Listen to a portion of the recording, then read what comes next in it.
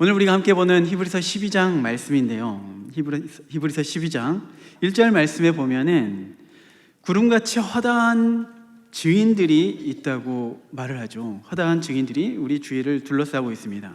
그래서 이 1절 말씀을 그냥 별 생각 없이 읽다 보면은요, 우리도 그 허다한 증인들 11장에 기록되어져 있는 그 믿음의 선조들처럼 우리도 이렇게 믿음을 지켜서 정말 훌륭한 신자가 되어야겠구나, 이런 생각을 갖는 것이 너무나도 당연한 듯 보입니다. 그런데 이 히브리서 11장의 믿음장이라고 하죠. 이 히브리서 11장에 등장하는 믿음의 조상들은요, 그들의 면면을 보면은 이들이 처음부터 믿음의 반열에 있었던 것도 아니고, 더욱이 그들 스스로가 어떤 믿음을 쟁취해서 마침내 믿음의 조상이 된 것도 아니에요. 히브리서 11장, 이 믿음장에 기록되어져 있는 이들의 목록은요, 이들은 연약하고 넘어지고 실패한 인간임에도 불구하고 하나님께서 포기하지 않으시고 믿음의 사람으로 이렇게 만들어 가셨다는 것을 증거하는 게 바로 히브리서 11장입니다. 실패한 인류를 하나님의 원래 창조의 목적으로 회복시켜 주시고요, 마침내 그들로 하여금 승리하게 하신 것이 바로 히브리서 11장, 그리고 이 성경의 역사라는 것이죠. 아브라함의 이야기를 한번 살펴보면요, 아브라함은 분명히 믿음의 조상으로 부름받았습니다. 그런데 그 행위 자체만 놓고 보면요, 정말 믿음의 사람이 맞나? 믿음의 조상이라 할 수 있을까? 이런 의문이 생겨요. 갈대아 우르에서 떠나는 건 이거는 고향을 떠난다는 것, 그 시대의 고향을 떠난다는 것은 뭔가 큰 결심이 있기 때문에 어쩌면 그 행위가 좀 믿음이 있어 보여요. 그런데 그 이후에 가나안 땅에 도착해서 그 땅에 기근이 생기죠. 그래서 애굽으로 떠나는데, 애굽으로 떠날 때 아내를 누이라고 속이죠. 속인 이유는 뭐예요? 자기 살라고요. 아내가 어찌되었든 나는 살고 보자, 이런 마음이 있는 거예요. 한 번뿐만이 아니라 두 번이나 그렇죠. 그럼에도 불구하고 하나님께서는 아브라함을 지켜주시고 보호해 주십니다. 지난번에도 보았지만요, 로마서 4장에 이 아브라함에 대해서 평가를 하는데, 분명히 창세기에서는 그 아브라함의 행위가 과연 믿음의 조상이라 말할 수 있을까? 그런데 로마서에서 보면요, 로마서 4장 18절부터 보면은 아브라함이 바랄 수 없는 중에 바라고 믿었으니 이는 내 후손이 이 같으리라 하신 말씀대로 많은 민족의 조상이 되게 하려 하심이라. 19절에 그가 백세나 되어 자기 몸이 죽은 것 같고 사라의 태가 죽은 것 같음을 알고도 믿음이 약하여지지 아니하고 믿음이 없어 하나님의 약속을 의심하지 않고 믿음으로 견고해져서 하나님께 영광 돌리며 약속하신 그것을 또한 능히 이루실 줄을 확신하였으니. 로마서에서는 분명히 아브라함은 정말 믿음의 조상이야 라고 이렇게 평가하고 있지만요, 실제 그 배경이 되어지는 이 창세기에서는요, 아브라함은 바랄 수 없는 중에 바라지 않았어요. 믿음이 견고하지도 않았어요. 창세기 17장 17절 18절입니다. 아브라함이 엎드려 웃으며 마음속으로 이르되 100세 된 사람이 어찌 자식을 낳을까? 사라는 90세니 어찌 출산하리오? 하고 아브라함이 이에 하나님께 아뢰되 이스마엘이나 하나님 앞에 살기를 원하나이다. 로마서에서 이야기했던 것과 분명한 차이가 있죠. 아브라함의 그 행위는 결코 믿음이 없는 자의 행위입니다. 하나님, 나는 됐으니까 지금 있는 이스마엘이나 좀 챙겨주세요. 이게 아브라함의 믿음의 현실이라는 거죠. 그런데 하나님께서는 그러한 아브라함을 의롭게 여기셔요. 믿음의 조상으로 만들어 가십니다. 그러니까 아브라함의 이야기는요, 아브라함이 정말 믿음을 조금씩 쌓고 쌓아서 마침내 믿음의 조상, 그 반열에 올라섰다, 이러한 성장 드라마가 아니라요, 하나님께서 그 연약한, 우상을 숭배했던 그 연약한, 완악했던, 부족했던, 자기 자신만 알고 있었던 그 아브라함을 데려다가 살살 달래가면서 좀 좋은 것 좀 먹여가면서 위로해 가면서 또 뭔가 확신에 들만한 그런 것도, 기적들도 보여주면서 하나님께서 믿음의 조상으로 만들어 간다는 그런 이야기예요. 이것이 바로 은혜인 거죠. 아브라함은 그 은혜를 누린 자입니다. 그리고 그 은혜를 누리는 그 믿는 자의 반응이 뭐냐면은 자발적인 감사와 찬송이 있어야 되는 거죠. 그리고 더 나아가서 하나님의 일하심에 적극적으로 동참하는 것이 필요합니다. 그런데 많은 사람들이 이것이 은혜인지 모른 채 외면하고 거부합니다. 은혜가 은혜인지를 모르고 거부하고 외면하면서 점점 우리의 마음에는 의심이 들기 시작하죠. 부정적인 마음이 우리를 사로잡습니다. 그리고 그 부정적인 생각들을 곱씹어 보면서 묵상하면서 그러다 보니까 부정적인 열매를 맺게 돼요. 불평과 불만, 원망으로 바뀌게 되고 더 나아가서는 하나님을 대적하는 자리에까지 이르게 되는 겁니다. 이스라엘 백성들이 광야에서 40년을 지내야 했던 그 이유는요, 10명의 정탐꾼의 그 부정적인 보고를 듣고 난 이후, 그 이후에 있었던 사건 때문에 그런 거죠. 우선 여호수아와 갈렙이 긍정적인 보고를 합니다. 그런데 그 뒤를 이어서 10명의 정탐꾼이 아니야 그러면서 부정적인 보고를 하죠. 이 보고를 듣자마자 이스라엘 백성들이 즉각적으로 반응을 했을까요?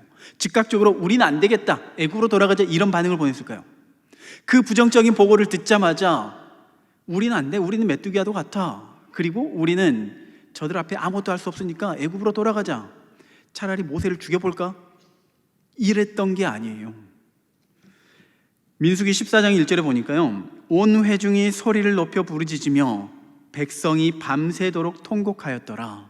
자, 그 부정적인 보고를 듣고 나서요, 보고를 듣고서 바로 즉각적으로 일어선 게 아니라요, 곰곰이 묵상을 한 거예요. 묵상만 한 게 아니라 그 10명의 그 정탐꾼의 부정적인 보고를 곱씹어 보면서 묵상 이후에 나눔을 한 거죠. 구역 예배를 드린 것처럼요, 나눔을 해요.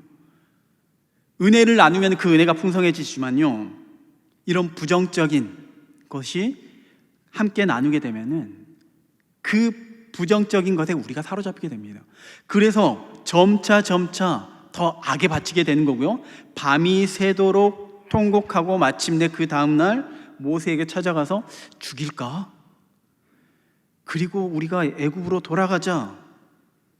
더 이상 그들에게는요, 애굽에서 10가지의 재앙을 베풀어 주신 그 하나님은 안 계세요. 홍해를 마른 땅과 같이 지나가게 하신 하나님은 더 이상 존재하지 않습니다. 분명히 이들의 행위, 그 행위는 믿음 없는 자들의 대표적인 모습이에요. 그런데 실상 이 이스라엘 백성들의 믿음 없는 그 행위와 아브라함의 그 믿음 없는 그 행위가 뭐가 다르냐 이거예요. 어떤 차이가 있냐는 겁니다. 아브라함, 성경에서는 기록되어져 있지는 않지만요, 결국에는 하나님의 약속을 믿지 못했잖아요. 애굽으로 떠나가고 도망가고 아내를 누이라고 팔았던 거. 아브라함과 이스라엘 백성들과 어떤 차이가 있을까요? 지난번에도 그 얼어있는 강을 건너는 그 비유를 이야기를 한 적이 있는데요, 그 얼어있는 강을 건너가는 것이 믿음의 행위라고 비유하자면요, 어떤 사람은 그 얼음이 확실하게 굳어 있다는 것을 믿고 믿음으로, 기쁨으로 그 얼음강을 건너는 사람이 있을 겁니다. 이런 사람은 믿음 있는 사람이겠죠. 그 사람은 배제하고요. 또 어떤 사람은 그 강을 건너긴 건너야 하는데 불안한 거죠. 그 얼음이 나를 지탱할 수 있을까? 내 몸무게가 장난 아닌데 지금. 불안하고 불편해요. 궁시렁거려요. 누가 봐도 믿음이 없어요. 그런데 믿음이 없는 것처럼 보이는데요, 중요한 것은 그 불안한 마음을 가지고 그 얼어있는 강을 지나가는 겁니다. 강을 지나가면서 또 불편하겠죠. 두려움이 있겠죠. 어려움이 있습니다. 이게 아브라함의 모습이라는 거예요. 완벽한 믿음을 소유해서 하나님께서 나를 이곳에 인도하셨구나, 그러면 나는 여기에 목숨을 걸어야지, 이러한 담대한 믿음이 있었던 게 아니라 뭔가 좀 이상한데, 이건 아닌 것 같은데, 이런 의심이 들지만 그럼에도 불구하고 하나님의 말씀 안에 있었던 거예요. 이게 우리에게 요구되는 믿음입니다. 이스라엘 백성들은요, 확신이 없었어요. 불안해요. 아브라함과 같이 똑같아요. 믿음이 연약합니다. 그런데 이스라엘 백성들은 그 하나님을 신뢰하지 못하고 되돌아서 버리는 거죠. 실상 하나님께서는요, 믿음이 연약한 줄 알아요. 이스라엘 백성들도 아브라함도 우리에게도 마찬가지입니다. 믿음이 연약한지 알기 때문에 끊임없이 믿음의 요소들을 넣어주세요. 때가 되면 하나님께서 말씀하시고 기적을 보여주시면서 믿음의 증거들을 끊임없이 보여주시면서 믿음을 차곡차곡 우리 안에 쌓아가게 하세요. 그래서 그 믿음이 아직 완성되진 않았지만은, 완벽하진 않지만은, 아브라함은 그 연약한 믿음을 가지고 하나님께 나아갔다면은 이스라엘 백성들은 그 확실한 증거들을 바라보면서도 하나님을 거부했기 때문에 약속을 받아놓고서도 누리지 못하는 겁니다. 11장에 기록되어 있는 이 사람들은요, 이 믿음의 사람들은 처음부터 확신을 가지고 하나님의 말씀에 순종하거나 하나님의 일에 동참했던 사람들이 아니에요. 우리와 똑같이 연약하고 부족하고 한 걸음 한 걸음 나아가는데 확신이 없었습니다. 두려워하는 그러한 사람들이었어요. 당시 이 히브리서 수신자들도 상황이 다를 바가 아닙니다. 처음에는 예수 믿고요, 신앙생활할 때 정말 모든 것을 다 얻은 것 같죠. 야, 정말 하나님께서 나를 이렇게 사랑하시는구나, 나를 위해서 이렇게 십자가를 위해서 죽으시고 부활하셨구나, 그 은혜가 너무나도 크기 때문에 예배 때마다 눈물 흘리고 콧물 흘리면서 내가 주를 위해 살겠습니다, 주를 위해 죽겠습니다 다짐하고 다짐하지만요, 막상 현실은 너무나도 힘들어요. 곧 오시겠다는 예수님은 안 오세요. 연락도 없어요. 로마의 압제는 더욱 심해져만 갑니다. 주변을 돌아보니까요, 함께 신앙생활했던 믿음의 사람들이요, 로마 군인에 의해서 잡혀가요. 들리는 소문에는 사자밥이 되었대요. 또 어떤 가정을 보니까 재산이 몰수됩니다. 도무지 이 지역에서 살 수가 없어요. 그래서 밤에 야반 도주를 해요. 아무도 모르는 곳에, 아무도 없는 곳에 숨어서 신앙생활을 합니다. 근데 그게 쉬울까요? 먹는 것도 또 자식 교육도 시켜야 되잖아요. 쉬운 게 하나도 없습니다. 차라리 신앙을 포기해야 되는 것일까? 신앙을 포기해야 되는 것일까? 하나님도 이 정도는 이해해 주시지 않을까? 버틸 만큼 버틴 것 같은데요. 두려운 마음이 우리를 사로잡아요. 그러면서 신앙과 이 세상을 가지고 저울질하기 시작합니다. 멀리서 찾을 것도 없어요. 우리나라에서도 그랬어요. 일제강점기 때 믿음을 지키기가 너무나도 힘들었습니다. 예배를 드리기 위해서는요, 신사참배를 해야 돼요. 예배 때 또 십자가만 있는 게 아니라 일장기를 걸어놓고 일장기에 경례를 해야 돼요. 예배를 드리기 위해서 우상을 숭배해야 돼요. 참 아이러니죠. 당연히 거부해야죠. 거부해야 되는 게 맞습니다. 대표적으로 주기철 목사님이 신사참배를 거부하시고 순교하셨죠. 그런데 대부분의 그리스도인들, 대부분의 목회자들은요, 신사참배를 찬성했습니다. 다른 교단의 이야기가 아니에요. 우리 교단의 이야기예요. 우리 장로교가 신사참배를 공식적으로 인정했습니다. 1938년 제27회 총회에서 신사참배는 종교의식이 아닌 국민의례이므로 교회가 참여해도 좋다라는 결의를 만장일치로 통과합니다. 우리 교단에서요. 물론 우리 교단 안에서 목숨 걸고 반대하는 분들이 있었죠. 그분들이 이제 교단을 떠나서 새로운 교단을 만들었는데 그 교단이 고신 측입니다. 제가 지금 이 고신 측이 신사참배를 거부하는 그런 정말 믿음의 사람들이다, 멋진 사람들이다, 그 이야기를 하려는 게 아니에요. 우리의 믿음의 선조들이 세상에서의 그런 위협과 혼란 속에서 하나님을 온전히 따를 수 없었다, 믿음에 실패했었다, 그 이야기를 하는 거예요. 신앙으로 살고 싶은데, 믿음으로만 살고 싶은데 현실은 그게 안 되더라는 겁니다. 우리 안에도 얼마나 내적 갈등이 많이 있습니까? 순종해야 되는데, 사랑해야 되는데, 겸손해야 되는데, 신사참배와 같은 그런 거창한 우상 숭배가 아니더라도 우리는 끊임없이 이러한 그 세상의 유혹에 자책하고 또다시 타협하고 그러면서 스스로를 정말 한심스럽게 바라보면서 하나님 앞에 회개하죠. 그래서 하는 말이 뭐냐면요, 하나님께서 우리의 믿음의 사람의, 하나님의 백성의 삶에 개입하시지 않는다면은 우리는 우리 스스로 절대 믿음을 지킬 수가 없다는 겁니다. 이 믿음의 조상들, 히브리서 11장에 기록되어 있는 이 믿음의 조상들, 그들의 삶 가운데 하나님의 역사가 없었다면요, 그들은 이곳에 기록될 일이 없었어요. 하나님께서 그렇게 만드셨다는 것을 보여주는 겁니다. 그들이 바로 허다한 증인들인 거예요. 다시 한번 그 아브라함의 경우를 살펴보면요, 아브라함의 경우는 본래 하나님을 믿는 사람이 아니었죠. 그의 아버지가 그 갈대아 우르에서 우상을 만드는 사람이었습니다. 당연히 아브라함도 그 가업을 이어받아서 우상을 만드는 자이죠. 감히 그 아브라함이 우상을 만들어 파는 그 모습을 바라보면서 어떤 사람이 저 사람은 행실을 보니까 앞으로 몇 년 뒤에는 믿음의 조상이 될 거야, 이걸 감히 누가 예언할 수 있을까요? 하나님이 가장 가증스러워 하시는 그 우상을 섬기는 것인데, 그런데 하나님께서 그의 삶 가운데 개입하시니까 우상 파는 자가 믿음의 조상이 된 것이다, 이것을 이야기하는 거예요. 하나님께서 이렇게 정말 소망이 없는 자에게, 하나님을 모르는 자에게 개입하셔가지고, 그 초심자에게 개입하셔가지고 하나님의 사람이 되게 하십니다. 그러면은 그렇게 믿음이 없는 사람, 초심자에게만, 우리가 처음 신앙생활할 때만 그렇게 하나님께서 개입하시는 건가요? 욥의 경우는 아브라함과 전혀 달라요. 욥은 당대의 완벽한 신앙인이었습니다. 성경에서도 욥의 등장과 함께 설명을 하죠. 욥기 1장 1절입니다. 우스 땅에 욥이라 불리는 사람이 있었는데 그 사람은 온전하고 정직하여 하나님을 경외하며 악에서 떠난 자더라. 평가가 완전히 다르죠. 시작점이 다릅니다. 모든 것이 완벽해 보이는 그런 믿음의 사람인 거예요. 하나님이 사단에게 자랑하실 정도로 정말 그런 대단한 믿음의 소유자인데, 그러면 이 믿음의 소유자, 완벽하기 때문에 하나님의 개입이 필요 없을까요?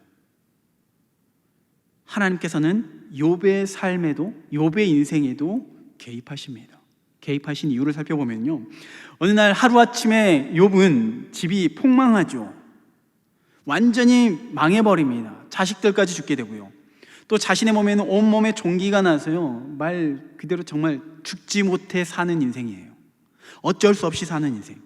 이 소식을 듣고 욥의 친구들이 찾아옵니다. 찾아와서 위로를 하는데, 위로가 아니죠. 네 죄를 네가 알렸다, 네가 하나님께 회개해라, 하나님께 잘못한 게 있으니까 이런 벌을 받는 게 아니냐. 근데 욥은 생각해요. 나는 잘못한 게 없거든요. 난 잘못한 게 없다, 나는 회개할 게 없다. 그랬더니 친구들이 이런 교만한 것 봐라, 이러면서 계속 실랑이를 벌이는 겁니다. 이 이야기가 있고 난 이후에 하나님께서 등장하세요. 하나님께서 등장하셔서 욥의 억울함을 좀 풀어주시면 좋을 것 같은데, 우리 생각에는 믿음의 사람이잖아요. 억울함을 풀어주시면 좋을 것 같은데 등장하셔가지고, 욥아, 사실은 사단놈이 와가지고 너 시험해 본 거야, 미안해, 몰래카메라 했어, 이렇게 이야기해 주시면 좋을 것 같은데 뜬금없이 하나님께서, 욥아, 이 세상이, 이 천지가 어떻게 창조되었는지 아냐? 이해할 수 없는 말씀을 하세요. 우리가 인간으로서 알 수 없는 하나님의 창조 그 계획에 대해서, 그 역사하심에 대해서 이야기를 하는 거예요. 천지가 어떻게 창조되었는지, 하나님께서 동물을 어떻게 돌보시고 가꾸시는지 당연히 모르죠. 그리고 그 대화 속에서 욥이 깨닫게 되는 거예요. 욥이 깨닫고 이렇게 고백합니다. 욥기 42장 5절 6절에요. 내가 주께 대하여 귀로 듣기만 하였사오나 이제는 눈으로 주를 배움나이다. 그러므로 내가 스스로 거두어 드리고 티끌과 제 가운데에서 회개하나이다. 욥은 깨닫는 거예요. 주변 사람들이 욥의 믿음에 대해서 칭송하죠. 야, 당대 최고의 믿음의 소유자. 근데 욥이 하나님과의 만남을 통해서, 하나님과의 대화를 통해서 깨닫는 겁니다. 보잘것없는 인생이라는 것, 보잘것없는 피조물 뿐이라는 사실을 깨닫게 되고요, 자신의 조금이라도 있었던 그 교만한, 그 모습을 회개하는 겁니다. 만약에 하나님께서 욥의 삶에 개입이 없으셨다면요, 어쩌면은 주변 사람들에게 존경은 받았겠지만은 하나님께서 원하시는 그 믿음의 수준에는 오르지 못했을 거라는 거죠. 하나님의 개입이 있었어야 하는 겁니다. 그리고 욥은 더 성숙하면서 에베소에서 이야기하는 것처럼 그리스도의 장성한 분량에 이르기까지 그 믿음이 자라났을 것이라고 우리가 생각하는 거죠. 또 요셉의 경우를 살펴보면요, 요셉은요, 자신의 꿈만 이야기했습니다. 그런데 형제들의 비난을 사고 노예로 팔려가는 인생이 되죠. 보디발의 가중총무로 열심히 일했을 뿐인데 이번에는 감옥에 들어갑니다. 감옥에 들어가서 또 다시 꿈만 해석해 줬는데 이번에는 애굽의 총리가 돼요. 요셉 스스로가 계획한 인생이고 자기 개발을 통하여서 애굽의 총리가 된 것인가요? 요셉은요, 자신의 인생에서 힘들고 괴롭고 억울한 인생뿐이었어요. 그런데 그 과정에서 하나님을 바라보고 하나님을 의지했을 뿐인데요, 훗날 그 과정 속에서 하나님이 내 인생에 개입하셔서 내가 이렇게 애굽의 총리가 되었구나, 형들이 그 식량을 사러 왔을 때 그것을 깨닫게 되는 거죠. 창세기 45장 5절입니다. 당신들이 나를 이곳에 팔았다고 해서 근심하지 마소서, 한탄하지 마소서. 하나님이 생명을 구원하시려고 나를 당신들보다 먼저 보내셨나이다. 요셉은 하나님께서 내 인생에 개입하셔서 하나님께서 내 삶을 이렇게 인도하셨다고 고백하는 겁니다. 이처럼요, 우리는요, 하나님의 일하심, 우리의 삶에 하나님의 그 개입하심에 대해서 당장에는 이해할 수가 없어요. 때로는 정말 하나님께서 나를 사랑하시는가, 이런 의구심이 들 때가 많이 있습니다.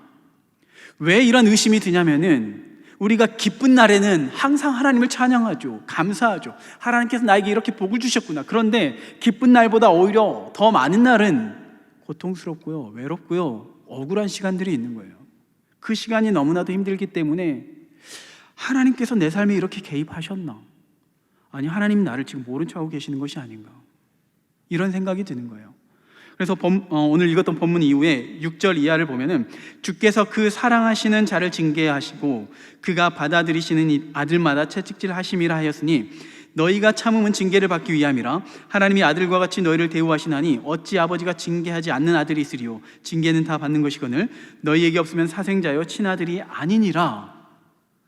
징계가 있다는 것을 우리가 말씀을 통해서 깨닫게 됩니다. 자녀이기 때문에, 사랑하는 자녀이기 때문에 고난이 있다는 것, 징계가 있다는 것을 이해해요. 그리고 분명히 지금 당장은 그 하나님의 개입하심이, 하나님의 인도하심이 느껴지진 않지만은 먼 훗날 때가 되어서 뒤를 돌아보면, 아, 그때 하나님이 나를 기가 막히게 인도하셨구나, 그때 개입하셨었구나 라는 고백을 할 줄로 믿습니다. 그런데 그건 아직 우리에게 다가오지 않았다는 거예요. 지금 중요한 것은 현실이 너무나도 힘들다는 거예요. 하나님 너무나도 힘들어요. 너무나도 외로워요. 그러면은 나는 하나님께서 허용하신 이 고난이고 하나님께서 주시는 징계이기 때문에, 또 먼 훗날 하나님께서 기가 막히게 역전시켜 주실 것이기 때문에 참고 또 참아야 합니까? 무조건 참아야 할까요? 참는 것이 답일까요? 하나님은요, 우리에게 무조건 참으라고 하시지 않아요. 무조건 참고 인내하고 용서하고 이런 말씀을 하지 않으세요. 물론 그렇게 말씀하시지만은, 그렇게 말씀하시면서 우리에게 무엇을 주시냐면요, 우리에게 그 상황을, 그 연단을, 그 징계를 참을 수 있도록 능히 이겨낼 수 있는 힘을 주신다는 겁니다. 출애굽의 이스라엘 백성들을 다시 한번 생각해 보면요, 홍해바다를 건너고 광야에 들어갔습니다. 약속의 땅으로 가라고 말씀하시죠. 그런데 그 광야길을 하나님께서 이스라엘 백성들 그들 홀로 내버려 두시지 않아요. 불기둥, 구름기둥으로 인도하시죠.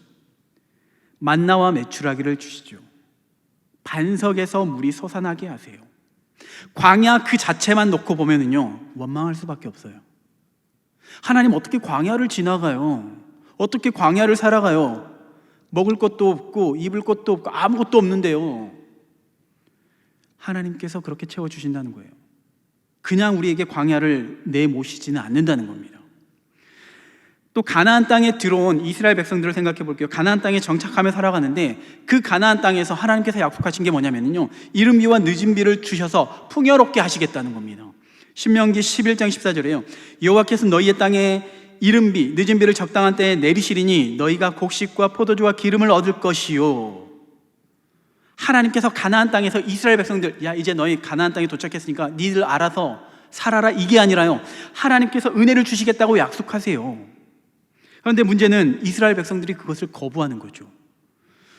예레미야 5장 23절에서 25절입니다. 그러나 너희 백성은 배반하며 반역하는 마음이 있어서 이미 배반하고 갔으며 또 너희 마음으로 우리에게 이른 비와 늦은 비를 때를 따라 주시며 우리를 위하여 추수 기한을 정하시는 우리 하나님 여호와를 경외하자 말하지도 아니하니. 이른 비와 늦은 비를 주시는 여호와 하나님이신데 그분을 경외해서는 안 돼. 우상을 섬겨야 돼. 이렇게 고백하는 거죠. 25절에 너희 허물이 이러한 일들을 물리쳤고 너희 죄로 너희로부터 좋은 것을 막았느니라. 하나님께서 공급하시겠다고 약속하셨는데 스스로 막아버리는 거예요. 하나님께서는 이미 준비해 주셨습니다. 하나님께서는 그 가나안 땅에서도 광야에서도 살아갈 힘과 능력을 다 주셨어요. 그러나 그것을 거부한 것이 이스라엘 백성이라는 거죠. 이미 신명기에서 경고를 했었는데요. 신명기 28장에 보면은 하나님의 그 약속의 축복의 말씀들이 기록되어 있고 또 하반부로 넘어가면은 저주의 말씀이 있어요. 하나님의 약속의 말씀, 그 말씀에 순종하지 않으면 어떻게 되는가? 30절에서 34절까지 보면요, 내가 여자와 약혼하였으나 다른 사람이 그 여자와 같이 동침할 것이요, 집을 건축하였으나 거기에 거주하지 못할 것이요, 포도원을 심었으나 내가 그 열매를 따지 못할 것이며, 내 소를 내 목전에 잡았으나 내가 먹지 못할 것이며, 내 나귀를 내 목전에서 빼앗겨도 도로 찾지 못할 것이며. 여기까지만 읽겠습니다. 저주의 말씀이 기록하니까 하나님께서 약속하신 것을 스스로 차버리는 거예요. 신약으로 넘어가면요, 제자들을 파송하시면서 그냥 보내지 않으세요. 누가복음 9장 1절입니다. 예수께서 12제자를 불러 모으사 모든 귀신을 제어하며 병을 고치는 능력과 권위를 주셨다. 또 예수님이 부활하시고 죽으시고 부활하신 이후에 승천하시죠. 그리고 나서 예수님은 떠나시잖아요. 육신으로선 떠나셔요. 그러면서 제자들에게 뭘 약속하시냐면요, 가장 좋은 것을 주시겠다고 말씀하세요. 누가복음 24장 49절입니다. 우리 함께 읽어보겠습니다. 함께 읽습니다. 볼지어다 내가 내 아버지께서 약속하신 것을 너희에게 보내리니 너희는 위로부터 능력으로 입혀질 때까지 이 성에 머물라 하시니라. 위로부터 능력으로 입혀지는 이 사건이 무슨 사건인가요? 무슨 사건인가요? 선물이 없으니까 대답 안 하시는 거죠? 오순절 강림 사건이잖아요. 성령을 우리에게 주시겠다고 약속하신 그 약속의 말씀입니다. 예수님은 떠나시지만, 승천하시지만은 남아있는 그 제자들에게 능력을 주시는 거예요. 성령을 보내주시는 겁니다. 그래서 그 성령을 통해서 구원받은 백성이라는 건 그리스도인으로 이 땅에서 담대히 살아나갈 수 있도록 하게 하는 것이 바로 성령님의 역할인 거죠. 하나님이 함께 하신다, 그것을 증거하는 것이 바로 성령님이십니다. 그러면은 구체적으로 이렇게 하나님께서 믿는 자들에게 이 세상을 살아갈 힘과 능력을 주시는데, 그러면은 어떻게 실제로 그 삶 속에서 이겨내는지 다윗의 모습을 통하여서 한번 살펴보려고 하는데요. 시편을 보면은 다윗의 노래가 많이 등장하죠. 그 안에서 한 번은 사울 왕에 의해서 도망을 치죠. 도망을 갑니다. 도망 중에 참 힘들었을 거예요. 그런데 더 이상 빠져나갈 구멍이 없어요. 꼼짝없이 죽게 생겼습니다. 다윗의 입장에서는 한번 생각해 볼 필요가 있죠. 만약 우리가 다윗이라면, 하나님, 제가 뭘 잘못했습니까? 사울에게 충성하고 하나님께 순종한 것이 전부인데 왜 이렇게 억울한 상황에 놓여야 됩니까? 우리의 신앙생활에도 이러한 고백을 하시는 분들이 많이 있죠. 우리의 삶에도 이러한 고백을 하죠. 하나님, 제가 뭘 잘못했나요? 제가 뭘 그렇게 잘못했습니까? 제가 뭘 그렇게 잘못했습니까? 왜 제 인생이 이렇게 꼬이고 힘듭니까? 히브리서를 읽고 있는 그 성도들도 마찬가지예요. 하나님, 제가 뭘 그렇게 잘못했어요? 우상이 만연한 이 땅에서 하나님을 경배하고 하나님을 섬기는 것밖에 없는데 왜 우리에게 이런 핍박이 있고 죽음의 두려움이 있습니까? 이들뿐만이 아닙니다. 히브리서 11장 믿음장에 기록되어져 있는 믿음의 선조들도 마찬가지예요.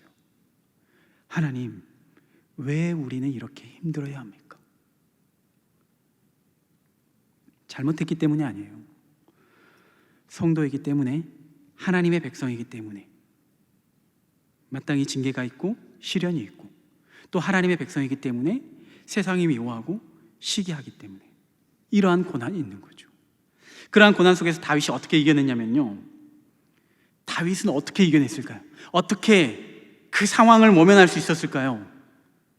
그 두려움 속에서 어떻게 극복할 수 있었을까요? 하나님의 마음에 합한 자이기 때문에 하나님께서 그 위기 순간에 건져내 주실까요? 아니면은 다른 믿음의 조상들은 처음부터 믿음의 조상이기 때문에 그랬을까요? 이게 아니잖아요. 그들도 우리와 다를 바가 없습니다. 우리의 상황과 전혀 다를 바가 없어요. 그들도 연약하고 눈물을 흘리면서 억울합니다 이렇게 호소했을 거라는 거죠. 다윗의 면을 살펴보겠습니다. 시편 40편 1절의 말씀에 보면요, 내가 여호와를 기다리고 기다렸더니, 내가 여호와를 기다리고 기다렸다. 기다리고 기다렸다는 이 의미가 뭐냐면요, 기다림에는 두 종류가 있는 것 같습니다.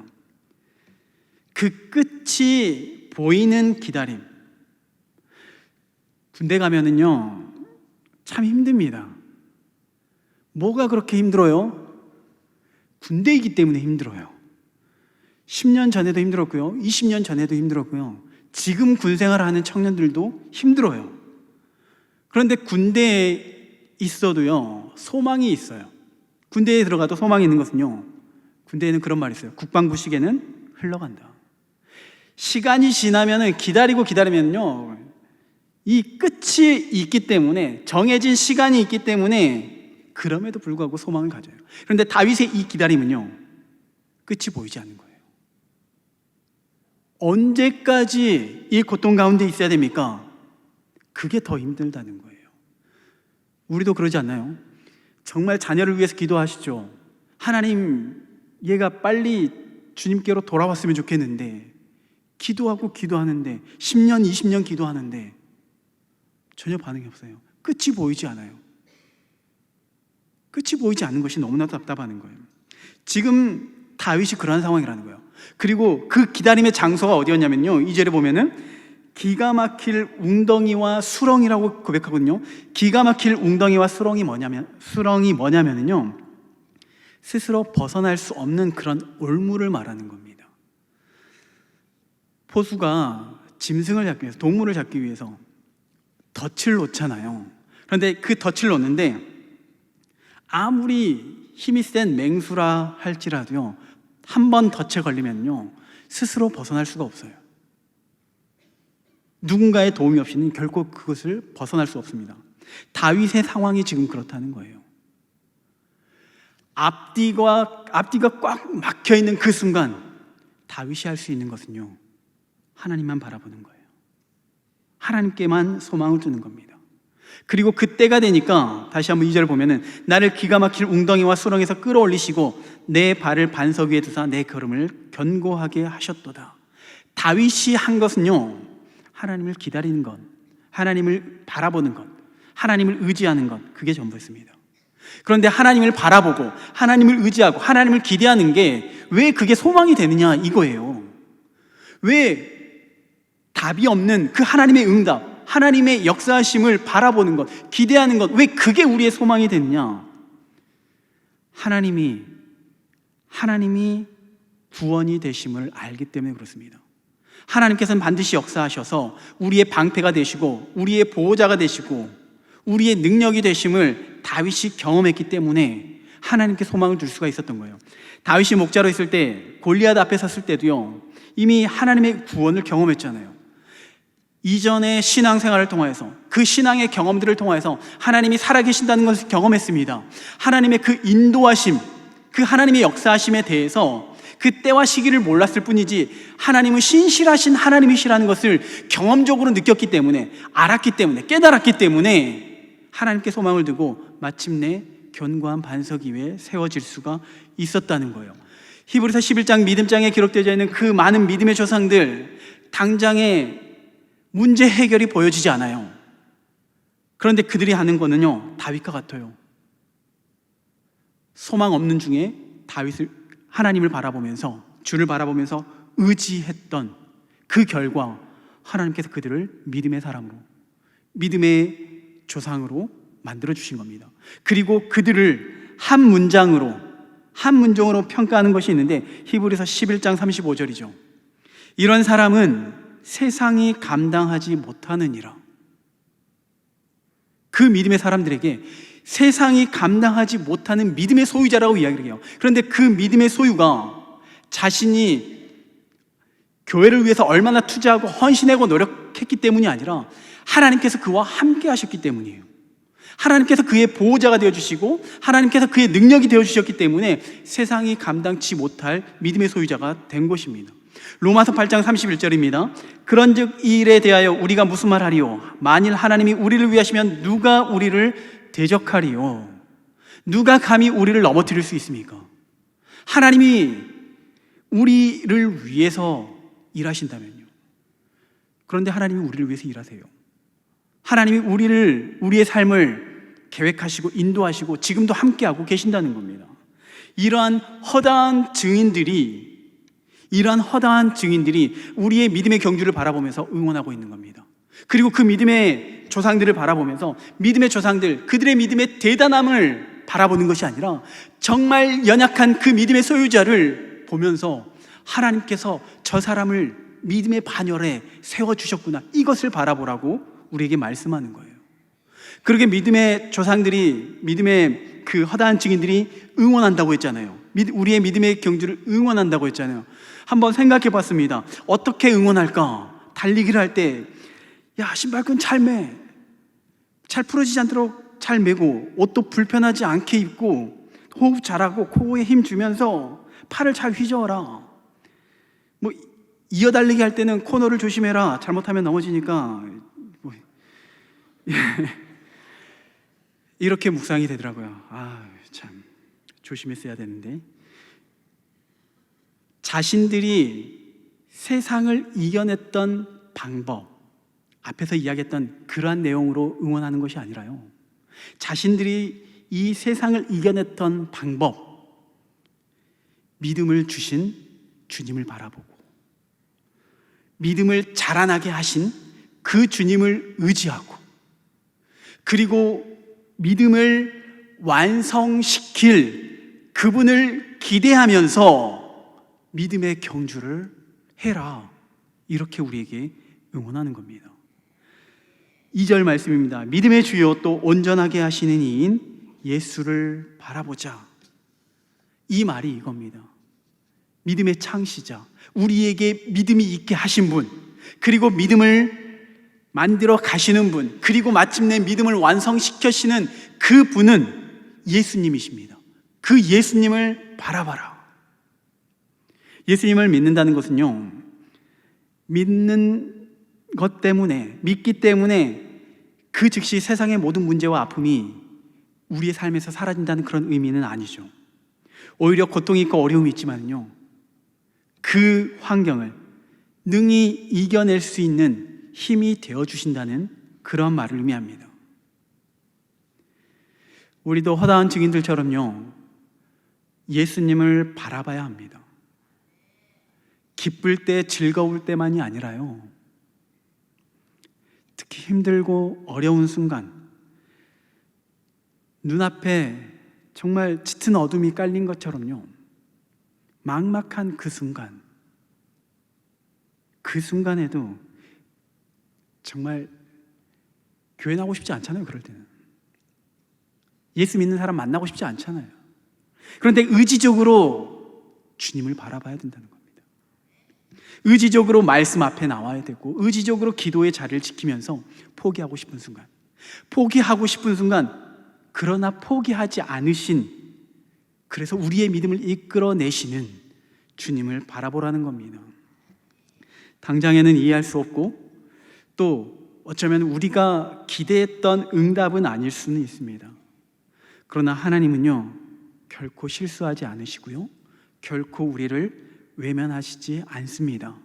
하나님께서 택하신 믿음의 사람은요, 당장에는 연약해 보이고요, 부족해 보이고 없어 보이지만요, 하나님의 때가 되면요, 우리를 온전한 사람으로, 믿음의 사람으로 이렇게 이끌어 가신다는 겁니다. 이 기쁨, 우리의 믿음이 장성하여졌을 그 때를 하나님께서는 기대하고 계세요. 그리고 이 기쁨을 위해서 오늘 본문에서 예수님께서는 기꺼이 십자가를 참으셨다고 고백합니다. 우리의 믿음이 시작이 되시고 성숙하게 하시고 완성하게 하시는 예수님을 바라볼 수 있기를 바랍니다. 그리고 우리 앞에 놓여져 있는 이 믿음의 경주를 우리 모두가 한 사람도 나고자 없이 완주할 수 있기를 주의 이름으로 축원합니다.